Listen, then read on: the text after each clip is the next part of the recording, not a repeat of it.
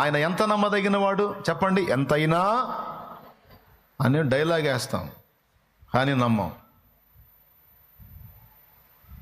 ఆయన అంటాడు, ఇప్పుడు నువ్వు నాకు నీ జీవితాన్ని అప్పచెప్పావు కాబట్టి ఇంకా నువ్వు నిద్రగాసి నేను నిద్రగాసి అర్థమేముంది? ఇశ్రాయేలును కాపాడువాడు కొనకడు నిద్రపోడు. నేను నిద్రగాస్తున్నాను కదా. ఎందుకు నిద్రగాస్తున్నాను? దేబ్రే ముఖం వేసుకుని నువ్వు కూడా నిద్రగాస్తా చూస్తావనే, నువ్వు నిద్రపోతావని కదా నేను నిద్రగాస్తుంది. అరే నువ్వు మేలుకొని ఆలోచిస్తావేంది? సరే నువ్వు మేలుకు, నేను నిద్రపోతా. అట్ట కాదులే ప్రభా, మరి నేను మేలుకుంటా, నువ్వు నిద్రపో. నీకు విశ్రాంతిని ఇచ్చి అనుభవించు.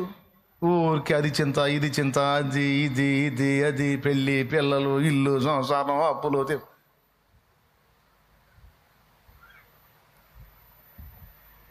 ఆయనకేం తెలుసు, నీకేం తెలుసు? మీరు ఇంతే చెబుతారు. పడేవాళ్ళకి తెలుస్తుందంటే మేము బట్టల్లా. మీ మాటలే, మీ మాట.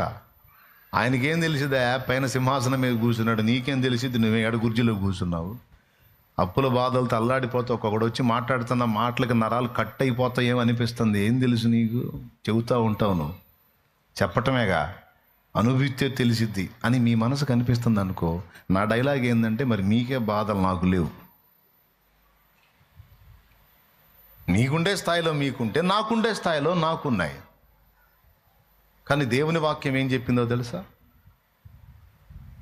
అది నువ్వు మొయ్యటానికి ఇష్టపడితే నేను వదిలేస్తా, నేను మొయ్యాలను నువ్వు ఇష్టపడితే నువ్వు వదిలేయి. లేదు మోసుకుంటానంటే నేను వదిలేస్తా, మోసుకో. మోస్తావో, కూలబడతావో, బోర్ల పడతావో, ఎట్ట చేస్తావో సావు, వదిలేస్తా. లేదు నా మీద నమ్మకం ఉందా, వదిలేయి. నా సావేదో నేను చేస్తా, నేను ఒక దారికి తెస్తా. అంతేగాని నువ్వు నిద్రగాసి నేను నిద్రగాసి, నువ్వు ఇది చేసి నేను ఇది చేసి, అబ్బాయి ఇది పద్ధతి కాదు అంటాడు ఆయన. ఎంతమందికి అర్థమైందో ఏమో మరి. బాగానే వింటున్నారు, మళ్ళీ అదే టైప్లో ఉంటున్నారుగా. దేవునికి స్తోత్రం కలుగును గాక. హల్లెలూయా. కాబట్టి ఇక చింత అన్న దానిలో నువ్వు దిగులు పడే సమస్త విషయాలు వస్తాయి. నా పిల్లల భవిష్యత్తు ఏందో అంటే నేను చూసుకుంటా అంటాడు. అప్పులు చాలా ఎక్కువైపోయినాయి, ఇదేమైద్దో అంటే నేను చూసుకుంటా. ఏం చూసుకుంటావు? ఏదో ఒక దారి చూపిస్తా, ఓపిక పట్టు. నా ఉద్యోగం సంగతి ఏందో నేను చూసుకుంటా, నా పెళ్లి సంగతి ఏందో నేను చూసుకుంటా, నా ఇల్లు సంగతి ఏందో నేను చూసుకుంటా, నా కేసు సంగతి ఏందో నేను చూసుకుంటా, నా శత్రువుల సంగతి ఏందో నేను చూసుకుంటా, నా మీద మంత్రప్రయోగాలు చేస్తున్నారు నేను చూసుకుంటా, చేతబడులు చేస్తున్నారు నేను చూసుకుంటా, వాడి ముఖం పగిలేటట్టు నేను చేస్తా, చేసినోడికి పళ్ళు రాలేటట్టు నేను చేస్తా. నమ్మకం ఉందిగా? ఉంది ప్రభా, వదిలేసే. డైరెక్ట్గా నీ ముందు కూర్చొని నీ మీద చేసినా సరే, నా సెలవు లేకుండా ఒక వెంట్రుక కూడా రాలదు. చెప్పాగా, వాగ్దానం చేశాగా. ఎన్ని వాగ్దానాలు చేశా. నీ శత్రువులకు అడ్డు నేను నిలబడతానన్నాను, నీ మీదకి ఎవరిని రానినన్నాను, సమృద్ధితో నిన్ను నింపుతానన్నాను, అనేక జనములకు అప్పిచ్చేదవు కానీ అప్పు చేయని స్థితికి నేను తీసుకొస్తాను అన్నాను. అవసరాన్ని బట్టి కొన్నిటిని అనుమతించాను, నువ్వు అనుభవాలు పొందిన తర్వాత ఉంచమన్నా ఉంచను, నేను తీసేస్తానని. ఇన్ని విషయాల్లో నీకు నేను భరోసా ఇచ్చి, వాగ్దానాలు ఇచ్చి, వాక్యం ద్వారా ప్రతినిత్యం నీతో మాట్లాడుతూ, నీ కన్నీరు తుడుస్తూ, ధైర్యం చెప్తూ నేను నీకున్నాను కదా. ఎంతకాలం సందేహిస్తావు? ఎంతకాలం నన్ను విసిగిస్తావు? ఎంతకాలం నీ బరువు, నువ్వు వద్దన్న బరువు నువ్వు మోస్తావు? ఎందుకు అసలు ఇట్లా చెప్పాడు దేవుడు? ఎందుకు వదిలేయమన్నాడు? ఎందుకు వదిలేయమన్నాడు? వీటిని వదిలేయమని ఎందుకు చెప్పాడు? ఇప్పుడు ఆయనకు వచ్చిన నష్టం ఏంది?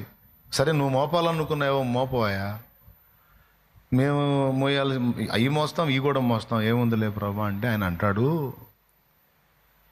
ఇప్పుడు ఈ చేతికి ఒక బ్యాగ్ అన్న ఈ చేతికి ఒక బ్యాగ్ తగిలించుకున్నావు అనుకో, నేను తగిలించాలనుకున్న తగిలియటానికి ఖాళీ ఉండదురా నా మాటిని అంటాడు ఆయన.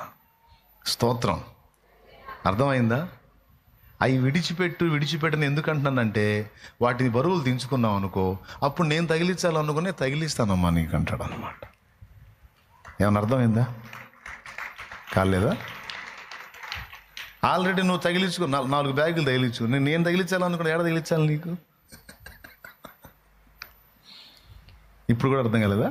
అర్థం అయింది.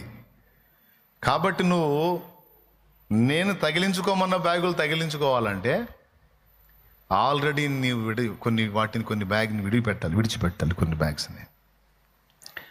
ఇవి మొత్తం నువ్వు మోయలేవు, అందుకని కొన్ని నాకు వదిలేసాయి, నేను చూసుకుంటాను. ఇదిగో ఈ 2 నువ్వు మోస్తే చాలంట. దేవునికి స్తోత్రం కలుగునుగాక.